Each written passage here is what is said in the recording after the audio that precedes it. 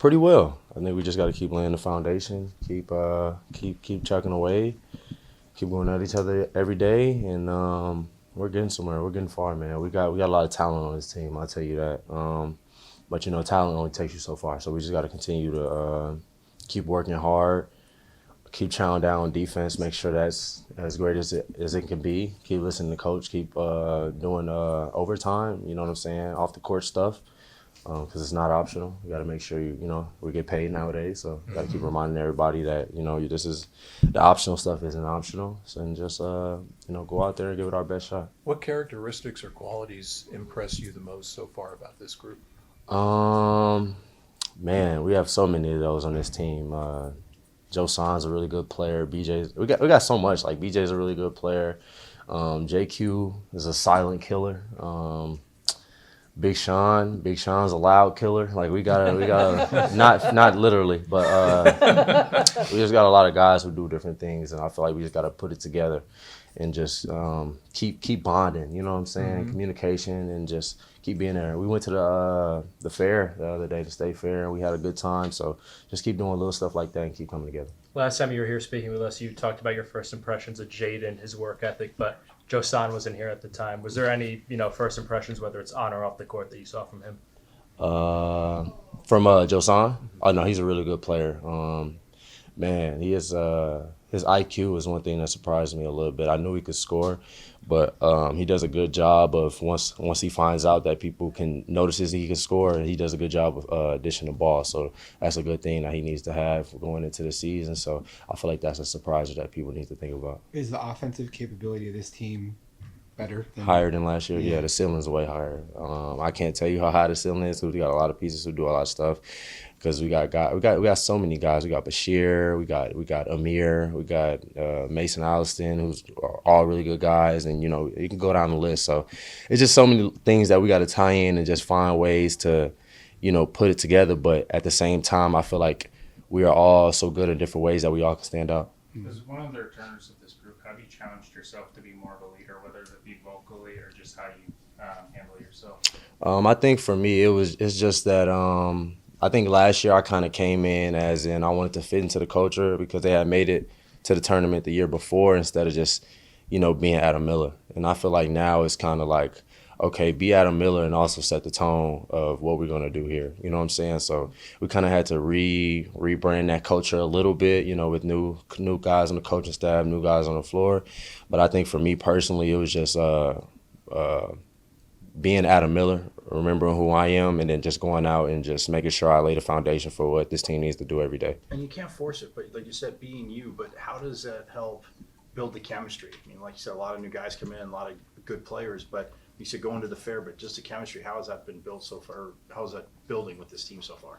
I think it's building with the competition. I think that we go at it in there. Like, I don't know if you guys got to see, but this whole week we just been going at it. Like, my team, the first day we got swept, but then after that it's just been, it was fierce. I told everybody to get a good night's sleep after that, and then we came back and it's been crazy out there. But I can't say too much of the things that was being said. But that when you play teams like Houston, Iowa State, who it's gonna be a fight every day. You're gonna go out there, you're gonna scrape your knee a couple times, you're gonna leave with some bruises. But if you do that every day in practice, it's gonna be second nature when you go out there and do it. How much of that competitiveness has sort of been brought by Bobby and instilling it in the rest of the team? I think it's kind of just. It kind of just happened, honestly. I think Coach brings it, obviously, because Coach knows what it looks like, but it kind of just happened.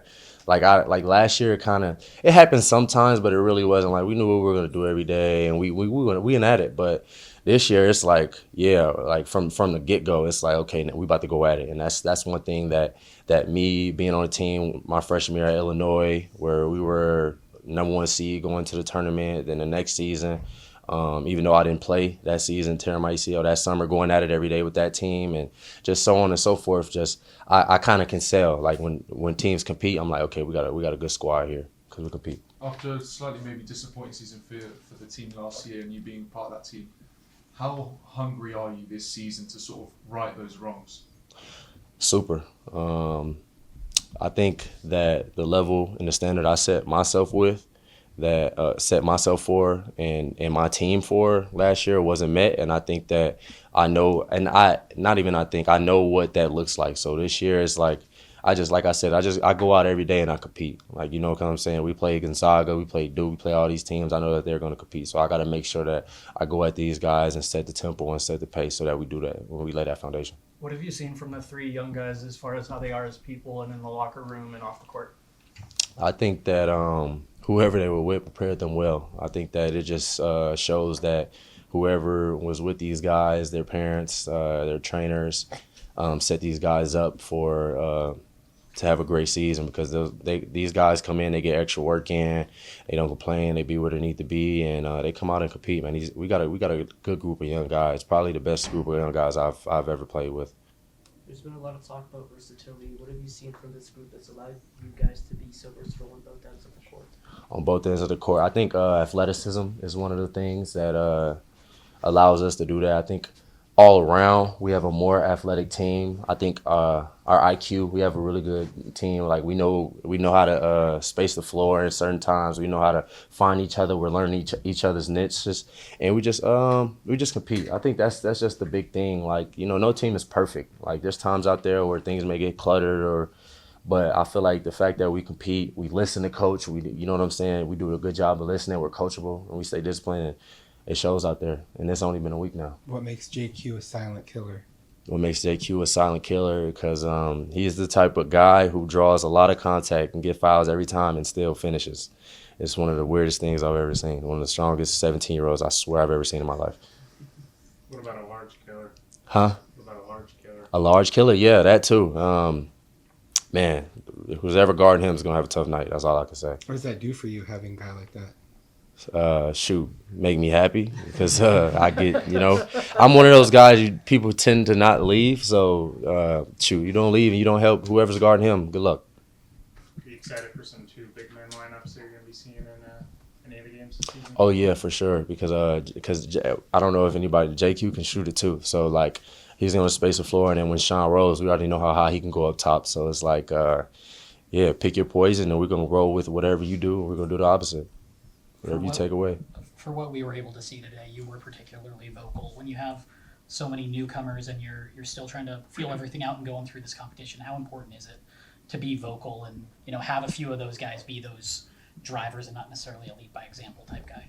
Yeah, I think that's just my role. Like, just going out there and you know, talking every day. You know, some of these we got so many guys who play basketball, but they're kind of quiet. You know, I've never been like that. Like, I'm like, if I'm gonna talk a lot out of practice, I'm gonna talk a lot in practice. You know what I'm saying? And it's just something that along my way, playing with a lot of guys older than me that I picked up along the way, and playing with a lot of great players all the time, Team USA camps and teams, and I just learned to pick up to just kind of be that leader. So I've always had that in me, and I know if I want to play at the next level, I got to be vocal. So I got to do that with these guys and show them that, like, hey, this is not church. Like I was saying out there, like, my grandma's house get louder than this sometimes. So this is nothing to me. We got to talk. To that point too, I know because last year and you were in some games too that, you know, maybe some calls got away, some emotion gets away. But with your leadership, like you're saying, I mean, even talking, but how big is it for you to kind of lead the team? And okay, maybe if there's one call, just, you know, stay away from the refs, just play the game. Yeah, I think you always got to have that guy out there. I think that, you know, it just comes with being a vet and responsibility. I think that, you know, the time I put in, like, I don't want to be a front runner. Like, I don't want to be a guy who my stuff stinks and I'm just saying something to somebody every time. That's not who I am. I'm the type of guy, I know I'm putting extra work in. I know that I'm going out there and I'm competing at a high level. I'm going to show everybody that. Then I'm going to start saying something. You know what I'm saying? I'm going to set the foundation. Then I'm going to, like, okay, look, you see how it's done. Now all you have to do is try. And that's it. And nobody's going to get mad at you for trying. If you put the effort in, then, like, you're not going to set yourself up for failure. You know, sometimes you lose. Sometimes things don't work. But being vocal and reminding guys that, hey, the game goes like this, but if you do what you're supposed to do, you talk, you know, you play with urgency, you're where you're supposed to be, you do film work after, everything is going to, you know, fall in line. Last year, you had a defensive identity. With all the offensive talent you've added this year, and how excited you are for that ceiling, how do you maintain the mentality on the defensive side? Yeah, I think that you just gotta emphasize it because the Big 12 is very physical, and if you play a team like Kansas, they're gonna run their stuff, and if you fall asleep, it's game over. You're gonna lose, especially if you're playing at their house. You get them 2 buckets, you look up, now they're up 20 probably because they're gonna get probably 3 more. It's like you can't fall asleep. Like I think that my experience allows me to like know and see that the importance of 1 or 2 plays. You can't take plays off at this level. And like I said, we're professionals, so we got to make sure we do what we do.